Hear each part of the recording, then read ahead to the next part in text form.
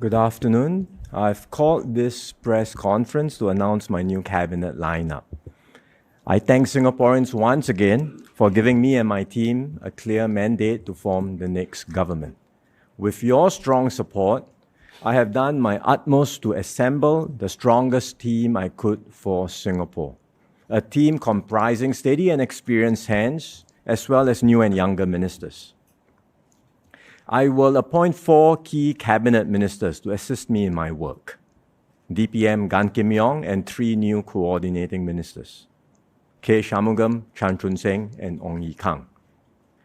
They will oversee 4 critical areas: the economy, national security, public services, and social policies. Gan Kim Yong remains as Deputy Prime Minister. He will continue to coordinate our efforts on the economy, including his role as the chairman of the Singapore Economic Resilience Task Force. He continues with his other responsibilities, including as chairman of the MAS and the minister overseeing the strategy group in the Prime Minister's office. He will take on additional responsibilities, including overseeing our work on climate change and population. Shanmugam will take over Teo Chee Hean as the coordinating minister for national security. This is a critical role with far-reaching responsibilities because security threats are constantly evolving and safeguarding our safety and survival is essential. With his extensive experience in government, stretching from MFA to MHA, he is well placed to take on this new role. Chan Chun Seng will be appointed as Coordinating Minister for Public Services. This is about bringing together public services in a more accessible and integrated manner. We have improved on this front over the years, but there's still more to be done. For example, in coordinating a wide range of different amenities and facilities in our new housing estates. So Chan Chun Seng will coordinate and oversee these efforts. Ong Ye Kung will be appointed as Coordinating Minister for Social Policies. Reviewing and updating our social policies are a big part of Forward Singapore. We will press on with this effort to strengthen our social safety nets. But we also have to design our policies well and manage the trade-offs carefully. So Ye Kung will oversee these efforts. Next, let me go through the ministerial appointments across these 4 priority areas. First, the ministries that lead our economic agenda. We are operating in a changed world with rising trade barriers, sharper competition, and greater uncertainty. And we need experienced hands at the helm. So I'm keeping most of the ministers in their current roles during this critical period. I will continue to helm the Ministry of Finance. Indrani continues to assist me in MOF as 2M, Second Minister. And she will continue as Second Minister at MND and also the Minister in the PMO overseeing the population portfolio. She will also continue as Leader of the House. Gan Kim Yong remains at MTI. He will continue to be supported by Grace Fu, who will remain as the Minister in charge of Trade Relations. Tan See Leng will be appointed Minister in charge of Energy and Science and Technology at MTI. These are key areas for our economy. Science and technology is a key driver of growth, and energy, especially clean energy, will be an important part of this government's agenda. We will consider how we can better organize ourselves to accelerate our transition to clean energy. So See Leng will focus on these areas at MTI. He will also continue at MOM. He was sent there after the last election and he has made a difference. So he will continue with the work to translate growth opportunities into good jobs for Singaporeans. Josephine Teo will continue at MDDI. She is overseeing important work there, including our AI strategies, and she will also be the minister in charge of our Smart Nation initiative. The government works closely with the tripartite partners in developing our economic strategies, and the PAP-NTUC symbiotic partnership anchors this tripartite partnership. The NTUC Secretary General has traditionally held a position in the cabinet. I value this link, and I know the NTUC does too. Ng Chee Meng has requested not to be offered a position in government so that he can focus on his work in NTUC and Jalan Kayu. I respect his wishes. But to be clear, this is a temporary arrangement, and I look forward to having the Labour chief being part of the cabinet before too long. Meanwhile, my government will continue to work closely with the Labour movement and will ensure that the views of NTUC and union leaders and the interests of Singapore workers are fully taken into account in our deliberations and decisions. In an increasingly complex and uncertain world, we also need a strong and experienced team across the ministries overseeing security issues, protecting our interests at home and abroad. So Vivian Balakrishnan will continue at MFA. He has represented Singapore ably and has forged close working relationships with counterparts worldwide. His counsel and extensive networks will be invaluable as I intensify my international engagements in this new term. Chan Chun Sing will take over from Ng Eng Hen as Defence Minister. He was Chief of Army and had served as 2M in MINDEF. He has deep operational experience and strategic insights, and I'm confident he will lead the ministry well and further strengthen Singapore's defence posture. Shanmugam will continue to helm MHA. It is a key ministry which oversees a broad spectrum of security operations. I've appointed Edwin as 2M, Second Minister at MHA. This will allow Edwin to gain experience and broaden his expertise and prepare him to assume greater responsibilities in due course. At MinLaw, Edwin has been 2M for some time before the GE. He has established himself well in the portfolio and will take over at MinLaw from Shanmugam. Edwin will also continue as Deputy Chairman at BA. Next, the ministries covering the key social areas. Ong Yi Kang will continue at MOH. He started many new national programs at the last term, programs like Healthier SG, Age Well SG, which have major transformational impact on our society. He asked me to allow him to continue at MOH, and I've agreed so that he can see through these initiatives. Desmond Lee will take over from Chun Sing at MOE. Desmond brings a quiet but effective style of leadership. He listens actively and persistently, and he engages widely with stakeholders and takes decisive actions when needed. He will build on the good work done by predecessors to bring out the best in every child and to advance our culture of lifelong learning. David Neo will succeed Edwin Tong at MCCY, taking over as acting minister. David has had experience previously helming the Silver Generation Office, so he knows what it takes to build strong community bonds.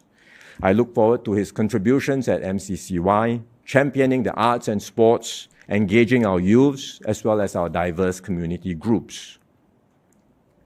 Masagos will remain at MSF and will continue to be supported by Desmond Lee as the Minister in charge of Social Service Integration.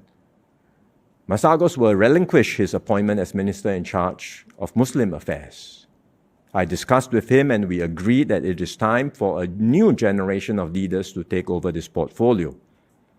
So I'm promoting Faisal Ibrahim to SMS and appointing him as acting Minister in charge of Muslim Affairs. Zaki Muhammad, who is currently the Deputy Chairman of Mendaki, will take over from Masagos as Chairman of Mendaki. So Faisal and Zaki, together with other Malay Muslim office holders and MPs, will continue to engage the Malay Muslim community closely, building on the strong foundations we have today and working with the community to realize our shared goals. I will work closely with them too. Engaging the Malay Muslim community was a priority for me in the last term, and it will continue to be a priority in this new term of government. Finally, we have the ministries focusing on public infrastructure and services. Grace Fu will continue to helm MSE. Sustainability is becoming a more important part of our national agenda.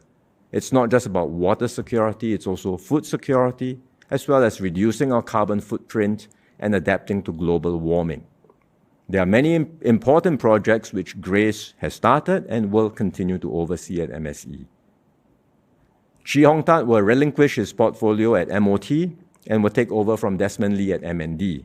This is a new area for him. It's an important portfolio that impacts all our lives, but he has done well at MOT, and I'm sure he will do a good job at MND too. Jeffrey Xiao will be appointed as acting minister in MOT. He is familiar with land transport policies from his past experience as a civil servant. Of course, there's much more to be done as a minister.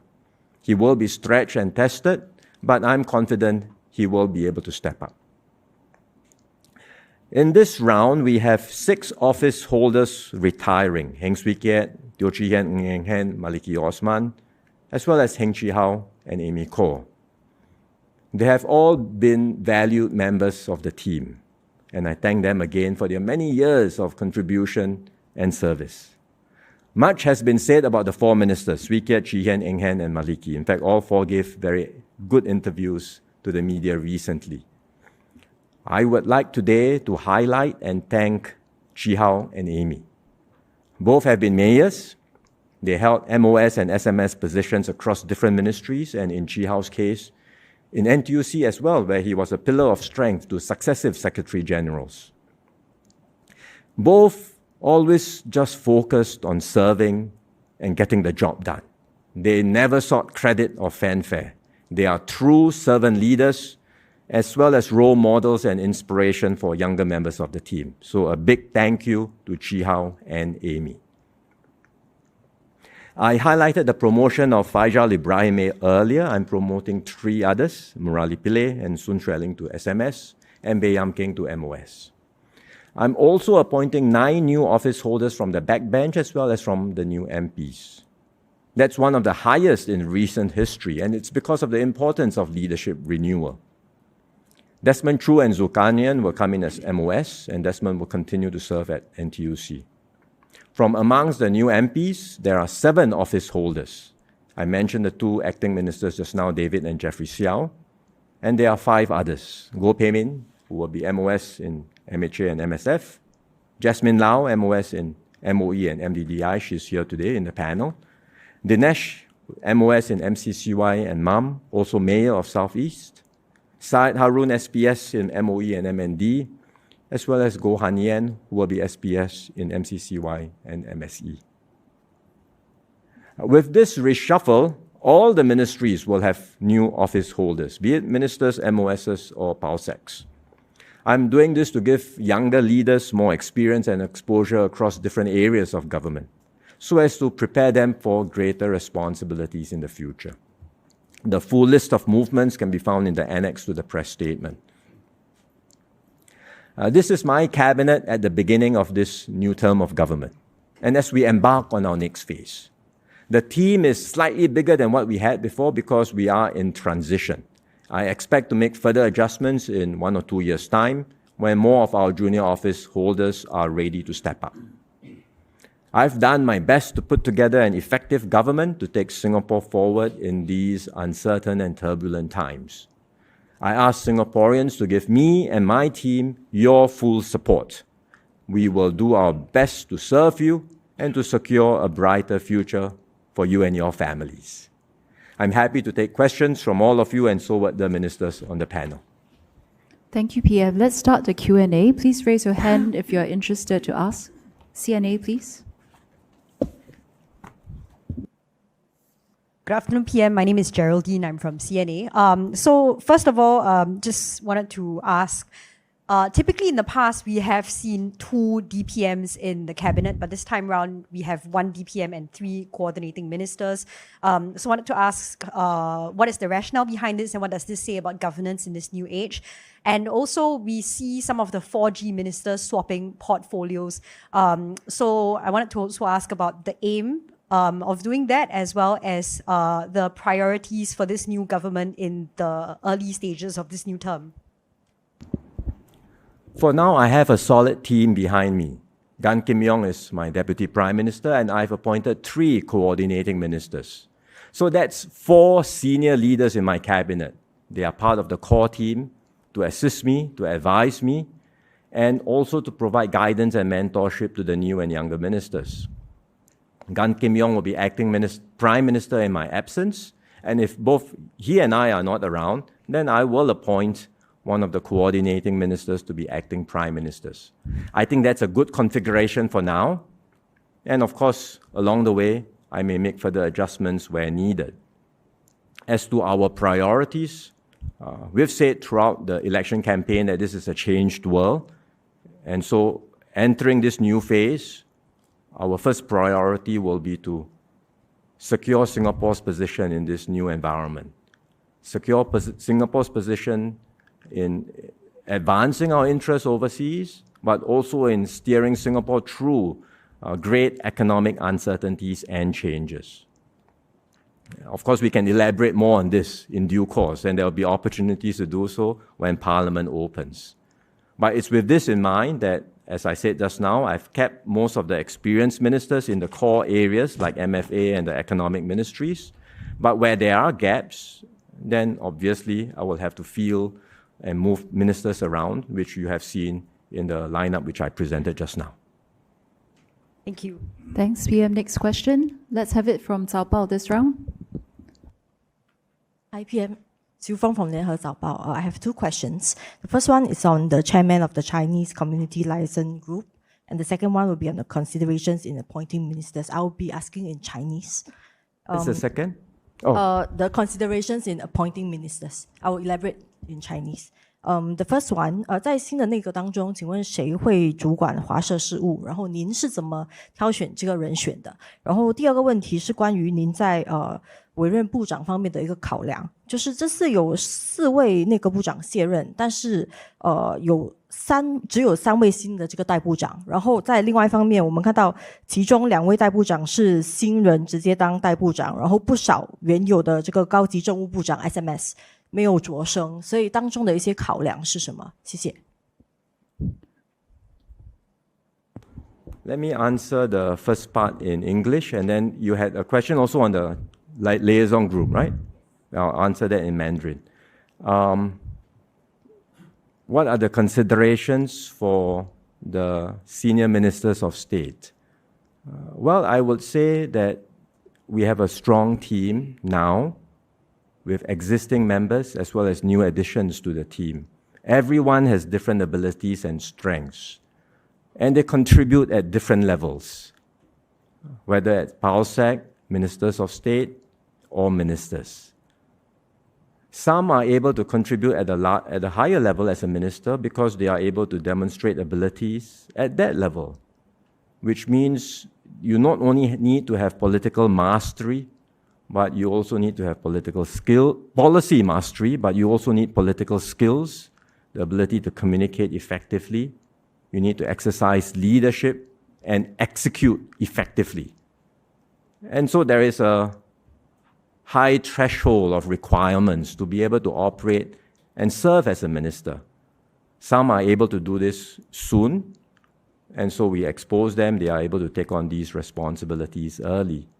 Some may need more time to develop and grow in their job, and we allow them to do so.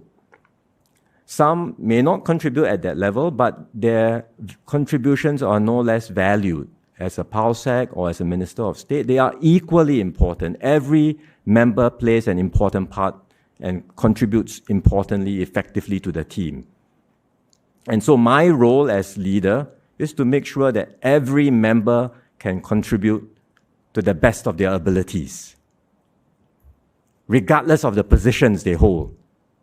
Because every member needs to be able to pull their weight and add value to the team.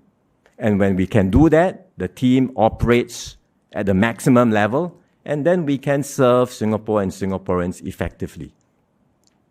Let me say a few words in Mandarin on the Chinese Community Liaison Group. 我非常重视华社的贡献和发展。我们通过华社联络组跟华社交流、沟通、互动，增进我们之间的合作和互信。唐振辉部长在2020年是担任这个华社联络组的主席，他在这5年里做出了很大的贡献。现在为了推动领导层的更新，也继续加强这方面的工作，我将委任徐方达部长为新主席。徐部长跟华社的联系密切，他对华社有深入的认识和了解。我相信他是华社领导层，他是领导华社这个联络组的最适当人选。而接下来，这个华社联络组也会继续更新团队，引进新的成员加入，让新一代比较年轻的部长更好的认识华社，而我也会给他们大力的支持。我希望我们能够更进一步的加强我们跟华社的联系和合作。This is on the Chinese group. This Minister Edwin Tong is the chairman now of the liaison group, and I'm appointing Minister Chee Hong Tat to be the new chairman. Thank you, PM. May we have the next question? Perhaps BH, please. Good afternoon, PM Wong. Good afternoon, ministers. My question is on the Minister of Muslim Affairs appointment. Can you share more about your considerations behind this appointment? And how much did the results of the previous GE play a part in this change of Muslim leadership? And for Prof. Faizal, tahniah, bolehkah anda terangkan sedikit apakah perkara yang akan menjadi keutamaan anda dalam penggal pemerintahan ini dan bagaimana anda akan melaksanakan keutamaan ini dengan kerjasama dengan penjawat awam lain dan MP? Terima kasih. Dalam bahasa Inggeris, congratulations, Prof. Faizal. What are your immediate priorities in this term of government as the acting Minister of the Muslim Affairs, and how do you propose to carry out your plans? Thank you. On the leadership of the MM team, the Malay Muslim team, I had discussed this with Minister Masagos. He has been the minister in charge for 7 years. He has done a good job, advanced many initiatives, including MCube, push for initiatives like the Singapore Islamic College. So these are valued and appreciated by everyone, I'm sure, in the community. But we agreed in our discussion that it's time to refresh the MM leadership and let new and younger office holders take over to engage the community and work with the community to realize our shared goals together. So that's why we are making this change. And in consultation with my colleagues and together with Minister Masagos himself, we agreed that Prof. Faizal would be the best candidate to take over as minister in charge.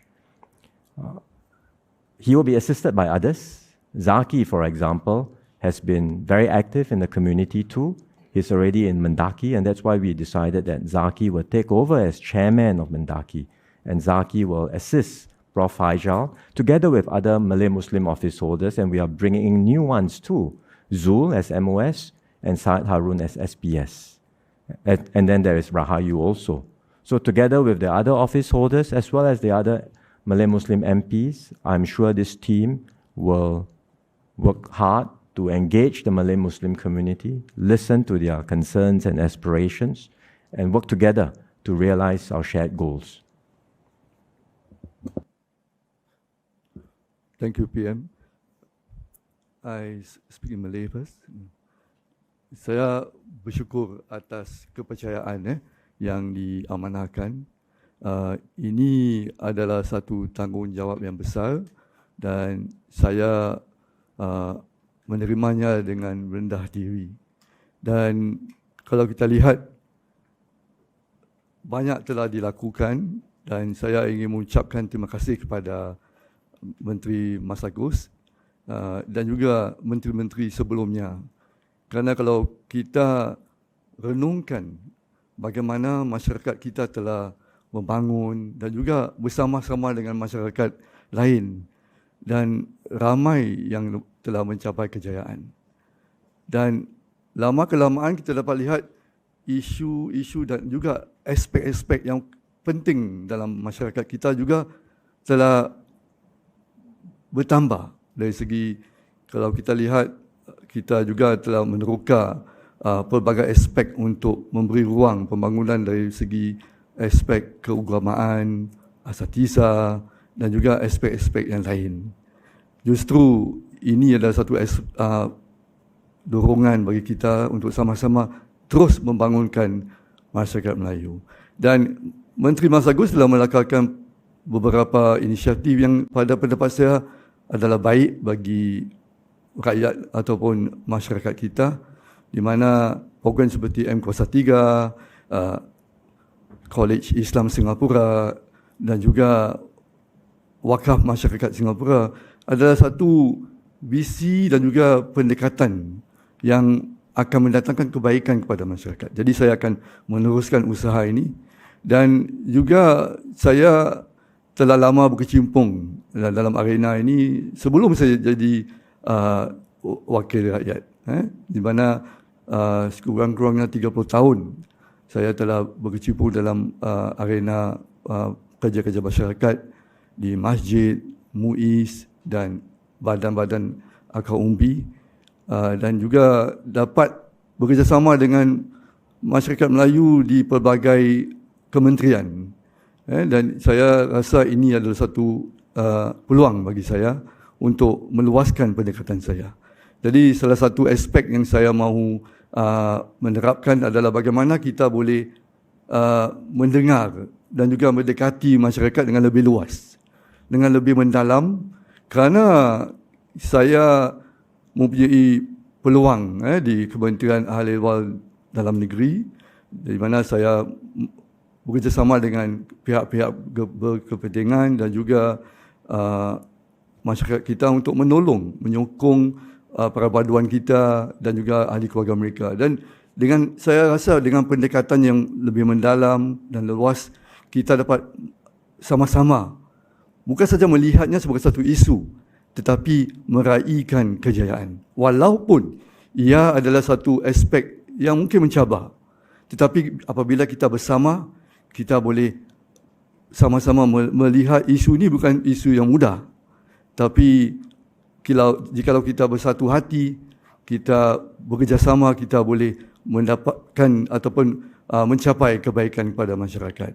Jadi itu adalah satu aspek, dan saya akan menggunakan pendekatan seperti ini untuk melihat ataupun mendekati masyarakat dalam aspek-aspek yang lain. Dan saya akan bekerjasama dengan rakan-rakan saya seperti yang PM nyatakan, seperti Cik Zaki dan juga rakan-rakan lain dan juga badan-badan masyarakat kita. Ini penting kerana MMO memainkan peranan yang penting dalam pembangunan Singapura. Justru saya ingin menjemput semua untuk sama-sama turun padang untuk menyumbang kepada masyarakat kita.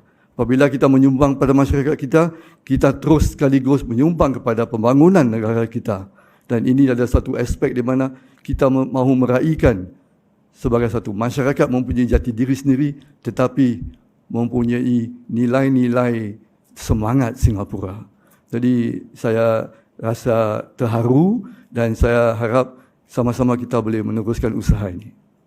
So what I just shared is that I'm very appreciative for the faith given to me by PM, and this is a very important area. It's a big responsibility, and I would like to thank Minister Massagus for the work that he has done, as well as former ministers of Muslim Affairs for building upon the foundation of the foundation and also strengthening the ecosystem all these years. And there are programs that are very good programs undertaken or proposed by MINMAS, such as MQ, the Islamic College, and also the Wakaf Masyarakat. Some of these programs I will continue and strengthen it. And I have been involved with the Malay Muslim community for close to 30 years, and started as a community leader, grassroots leaders before I became MP, and became MP and also in the ministry as an office holder, I've been able to work with the community on various aspects, from education, social and family development, and on public housing, as well as recently in the rehabilitation and reintegration of inmates. And what I found is that through my efforts, I have this approach of engaging widely and deeply with the community, which I found very useful in rallying the community to do good and to contribute to the society. And I realized that when I do this, people get involved, they see the challenges of what it takes to get someone or support someone, right, in such circumstances. And at the same time, they also are able to celebrate the little achievements and cumulatively the bigger achievements that we want. Even though we work together, things are not easy to move and to progress, because progress takes time. Then you bring the people together. So you create an opportunity for us to get together, work on something, and unite. And what is key also is how we can work together as a community. PM shared that and this is something that I witnessed as a community leader, PM after PM, as well as government, have been giving lots of support to the Malay Muslim community. And I saw this when I was a grassroots leader, even during the Jemaah Islamiyah incident. I was very touched by what was said by Senior Minister Teo Chee Hean when he was a minister. Then he shared with the community leaders, then he shared with us that we know the Muslim community here are not like the JI. And we want to help because they are part of our social fabric. They are part of us.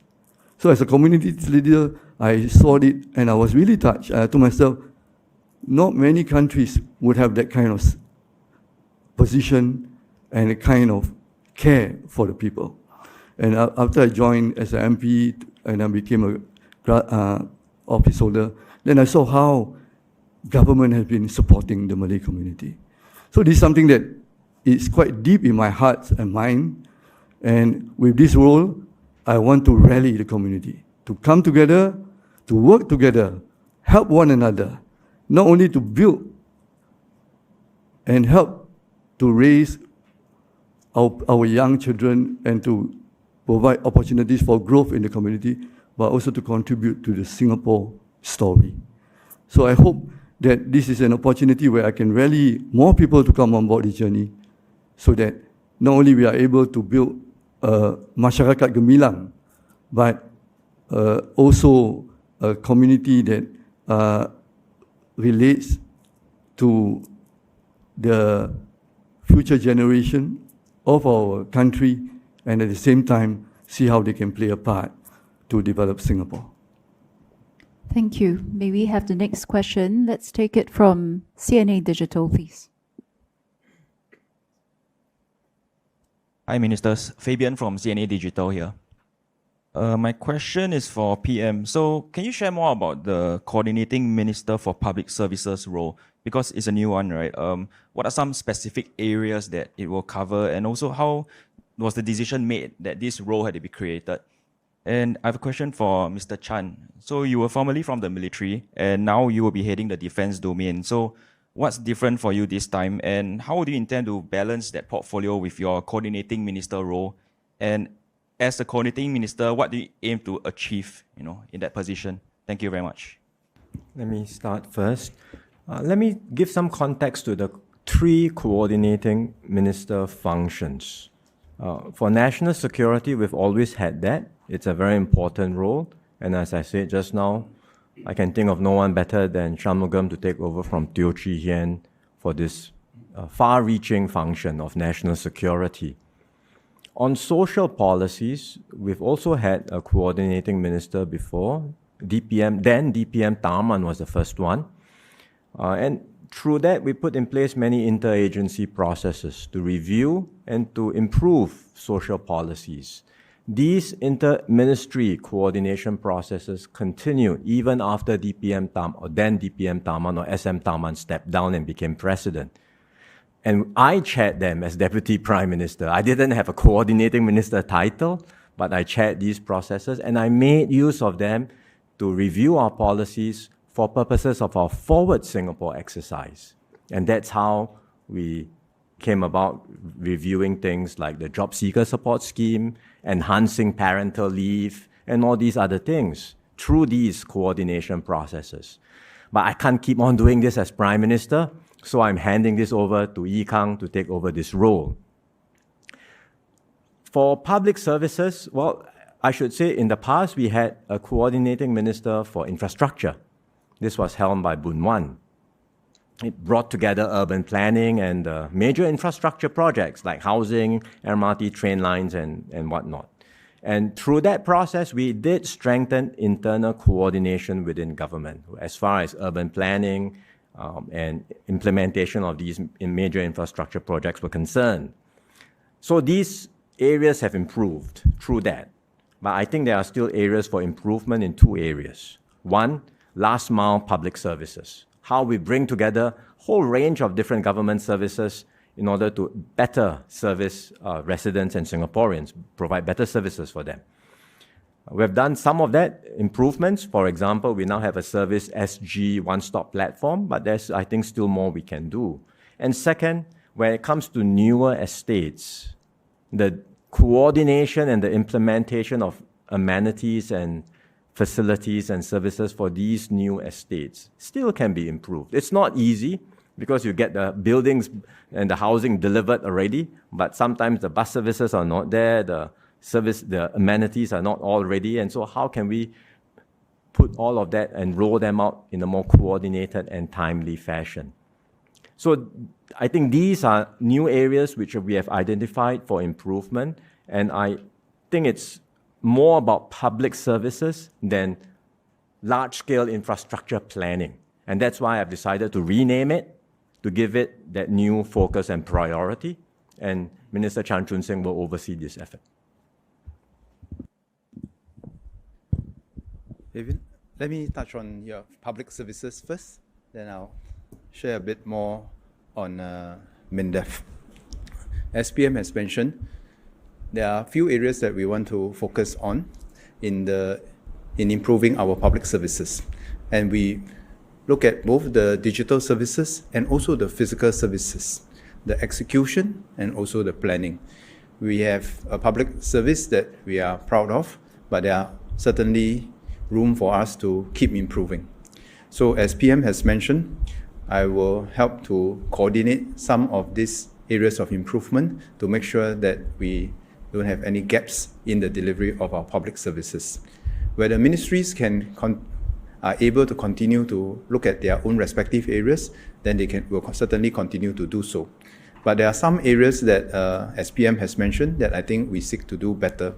For example, in the service delivery, how do we take a more citizen-centric approach in the way we deliver services by pulling together the different agencies so that the individual who is seeking help from the public service or seeking access to different services will not need to run to different places and can have a better, seamless and one-stop service. Then there are also new areas, especially in the digital service delivery area, because there are new processes that we need to work together in order to transform the way public service can be delivered. So these are the two areas. But if you look at it from another dimension, there is also the current operations and the future planning. In current operations, we talk about some of the issues that we want to see improvements, both in processes and in execution. But there's also a forward planning element of how we can take a more forward-looking approach in the way we do the planning upfront across the digital services infrastructure so that we minimize the downstream remediation that we may need to do. And the better we do with upfront planning, the less we need to do downstream. So there are some of the areas that we are looking looking at for the stronger delivery in our public services. For MINDEF, I must say the following things. The work of MINDEF it takes a long time to build up real capabilities, and I must say that I'm very thankful for my predecessors, including Dr. Ng and the Ministers of Defense before that. Because when we build capabilities, it takes a long time. And today, as PM has mentioned, we are living in a change world. We will need to evolve new capabilities to be prepared for the new scenarios that we have to contend with in the coming years. And this is a change world. So together with the professional team in MINDEF, and it's not just the SAF, there are also other assets in MINDEF that we require fresh approach to re-examine some of our fundamental assumptions on the kind of environment that we'll be facing in the coming years, and ask ourselves, what are those new capabilities that we must build ahead of time so that our defense force can remain ready, relevant, and resilient. Thank you. Thank you. Next question from Straits Times, please. We're going to the last few questions.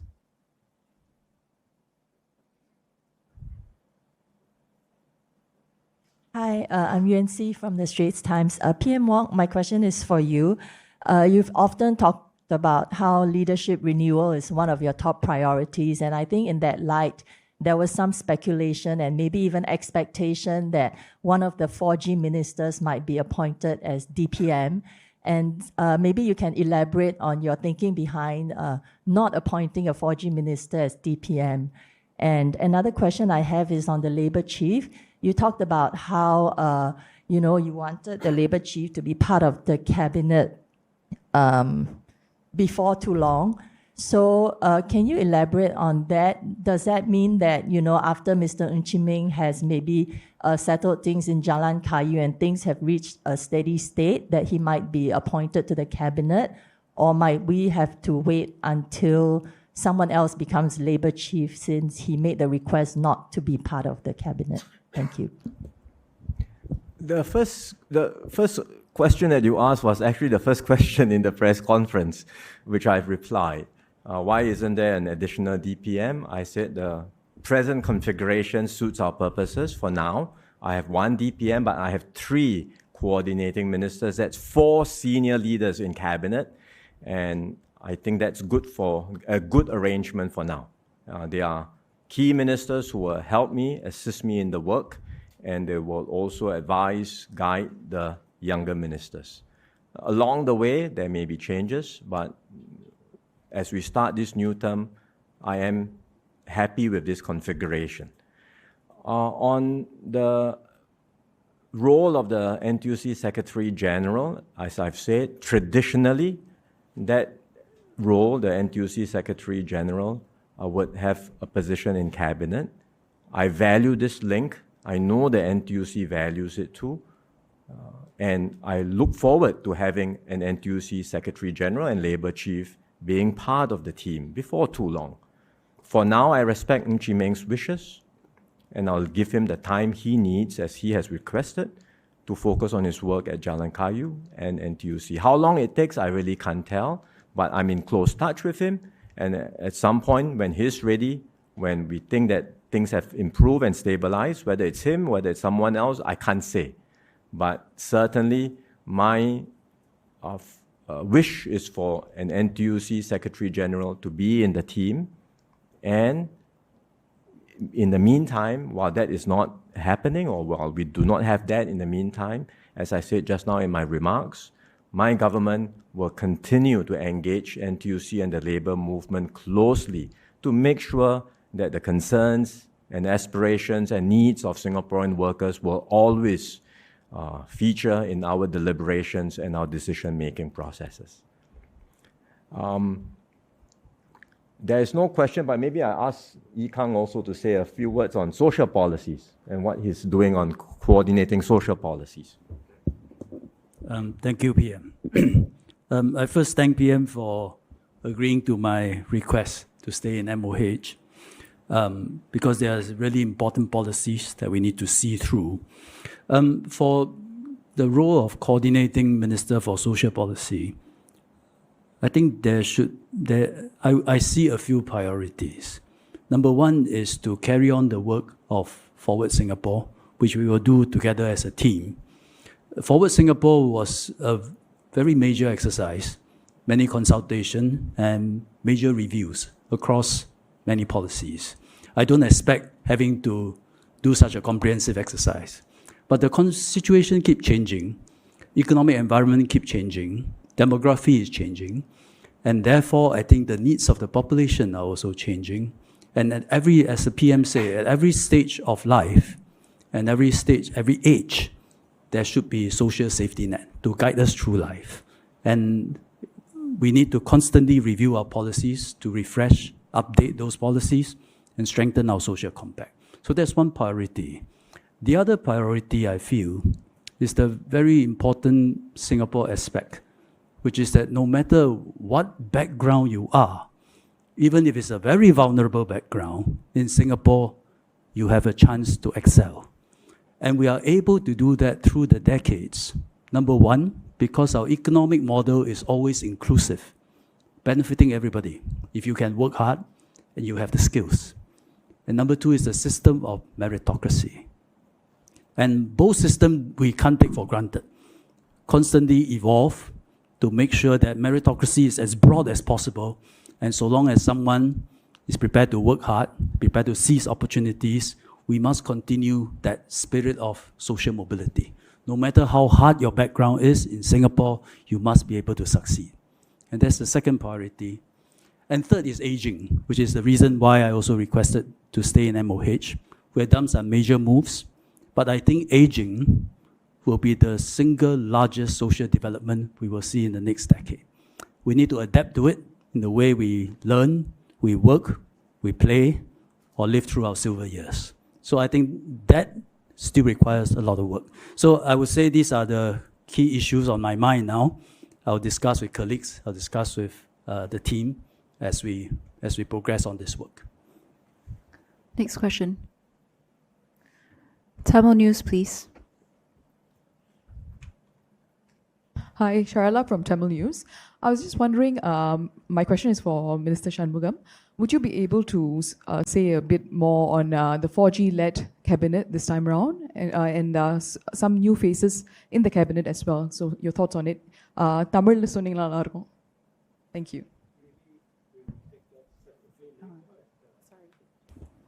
We will take that separately at a doorstop outside, because Sure. PM has already answered that question in English. Right. So if you want it in Tamil, I'll do it later. Thank you, sir. Thank you. Thank you. Let's have the next question. Reminder, last few questions we are at. Next question, Channel 8, please. Good afternoon, PM and panelists. This is Xuan from Channel 8. I have two questions I ask in both Mandarin and English. 总理，随着这个新一届的内阁的公布，是否意味着我们开始已经看到第5代领导团队的这个形成？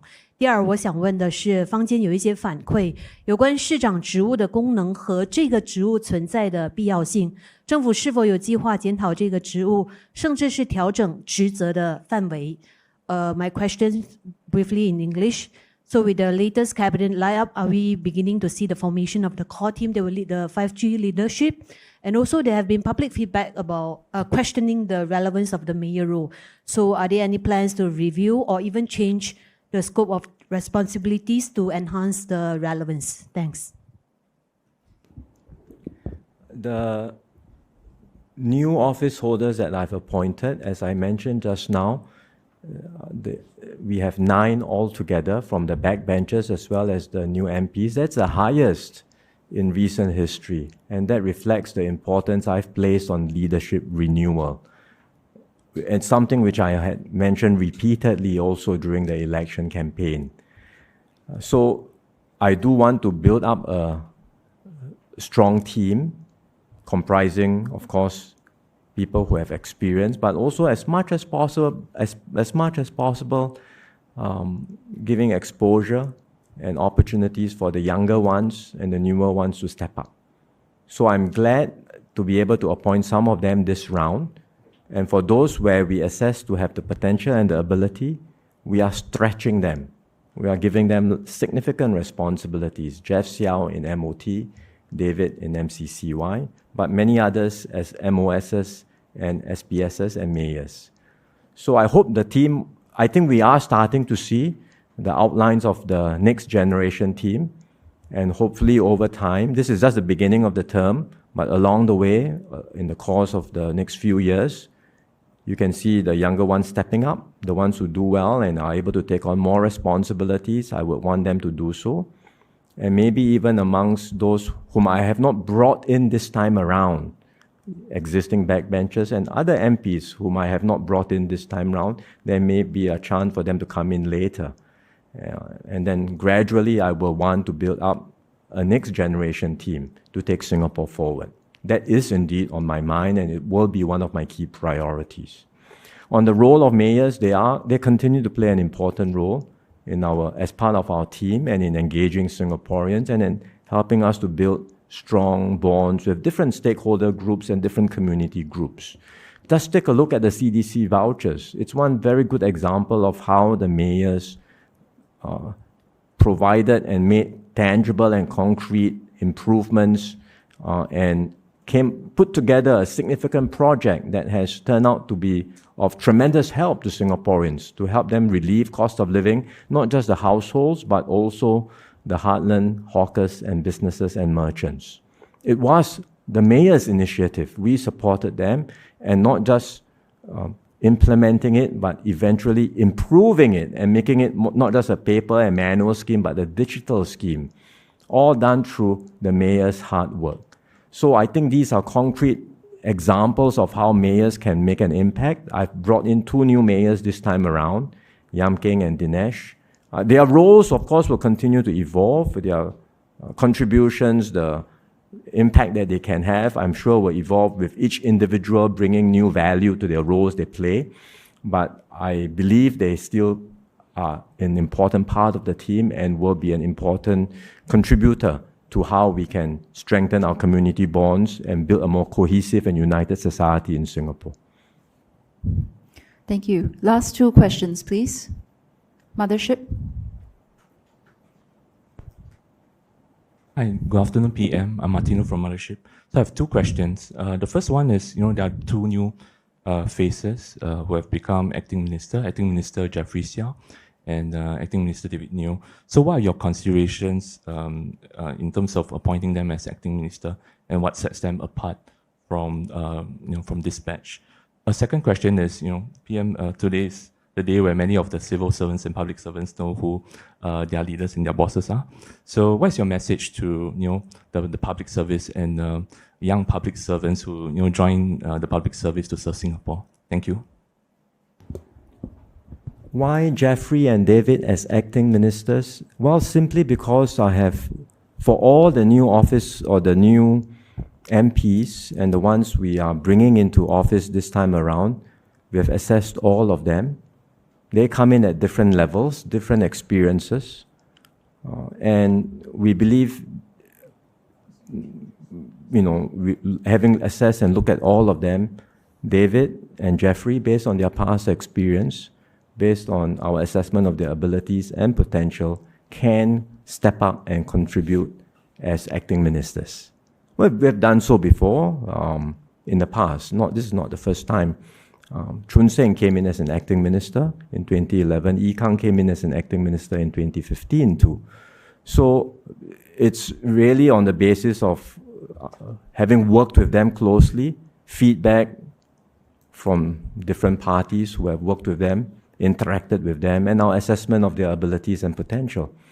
But they will not be the only ones. I hope certainly amongst the rest who are coming in at a junior level at MOS and SPS, I believe they do have the potential to do more as well, and hopefully they will develop, grow, and they will be able to take on larger responsibilities in due course. For the civil servants, I would say the trust that the system we have in Singapore is unique.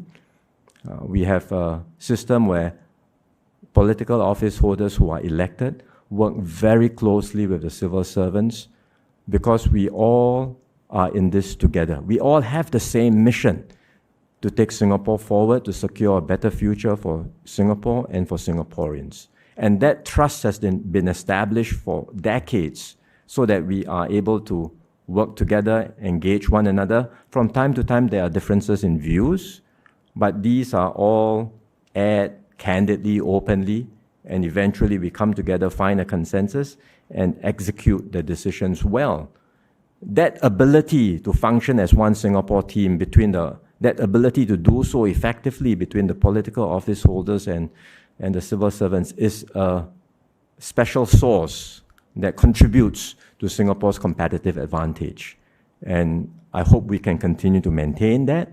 And I certainly will remind all new office holders that this is a trust we must continue to protect and strengthen, not to be taken for granted.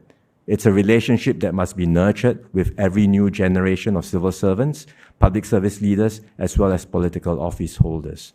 And since I have with me in the panel one new MP who is coming in as office holder, I think I should ask her to say something too. Jasmine is on my left. Thank you very much, PM, and also thank you for the media reps here for the chance to speak and to hear me out. So as one of the younger new political office holders, I first want to say that on behalf of all the new political office holders, we're very grateful for the trust that PM and the senior leaders have placed in us. And at the same time, we also fully trust the decisions that PM and the senior leaders have made in terms of where and how we are deployed. It is a long game. It is for the long haul. And so over time, we must remain committed and flexible in terms of where we are sent to and the work that we do. Now, PM mentioned this is a leadership transition, and as new leaders, we definitely have a role to play as well. I think for many of us, the challenge is really in figuring out the balance between what we call there is no time to waste, but actually there is also no need for haste. And that's the balance I think we have to strike. There is no time to waste because we will hit the ground running right after the swearing-in ceremony. There's much to learn. We are all put into portfolios different from what we've done before, at least for most of us. And so we don't have much time to learn the ropes, not just the content of the work, but also, like PM mentioned, how to work with the civil servants. We have to understand how policies have evolved over time to where they are. And we must also learn what's the impact of our work on the stakeholders in our different areas. So no time to waste there in terms of picking up and learning the ropes. But at the same time, I think we also know there is no need for haste. And sometimes we really have to be quite patient in the changes that we want to bring about, in the changes that we will set in place, because these will affect many stakeholders and many, many citizens. I think there is a Chinese saying, I'm not that familiar exactly what it sounds like, something like, you don't help the bamboo grow by pulling on it. I think it's called 不要拔苗助长. And I think that's the challenge we face. I think many of us are raring to go. We do have the energy to contribute, but we must also know that any work that we do must be considered carefully, and we must be quite clear about the purpose of the work that we do. So I think on behalf of all the new political office holders, we look forward to the work ahead. We also thank in advance our senior leaders for the lessons and the development that they will give to us in the coming years. Thank you. We have time for one last question. Let us an outlet that has not asked yet. Barita, please to close. PM Sujadi from Berita Media Corp. You said earlier engaging the Malay Muslim community will continue to be one of your priorities. And now you have Dr. Faisal leading the new portfolio. Can you share some of this to-do list for him regarding engaging the Malay Muslim community? Thank you. I think he should answer that question, what the to-do list is. We start by continuing our engagements. I've done a lot of that over the last year with different groups, not just the usual groups, MMO groups, organizations, but even some of the ones that we may not be so familiar with, professionals, entrepreneurs, women's groups.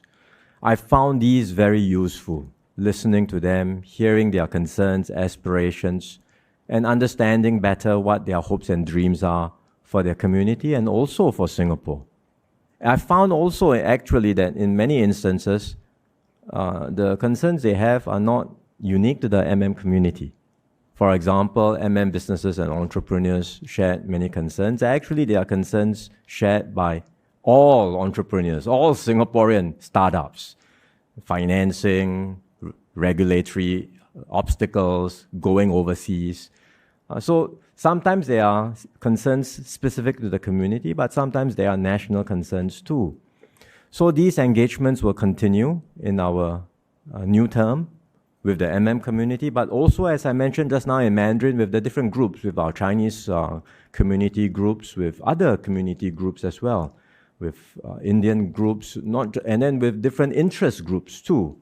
We will certainly do that, and then we will, from the feedback, from the suggestions, from the ideas that have been given to us, we will find ways to address concerns. We will find ways to forge consensus on the way forward. From time to time, there will be instances where we do not agree with one another. That's bound to happen. But I think our differences and our diversity should not weaken us. We should not be afraid of different views. We should embrace them. We should find ways to forge consensus and become stronger and more united. Embrace our diversity. Expand the common ground we have as Singaporeans. And through that sense of solidarity and unity, have confidence in Singapore's future. So just now, one of the first questions in the press conference was a priority for Singapore. I said our priority is to secure Singapore's future in this changed world. But in order for us to do that, secure Singapore's future in this changed world, we must maintain that strong spirit of solidarity and unity. So that is not to be taken for granted, and that's something my team and I will work hard to maintain and strengthen. Okay, thank you. Maybe we have time for one very last one. I believe there was one from Shin Min. Hi, this question is for PM. We see that there is 6 ministries that sees a change in the ministers.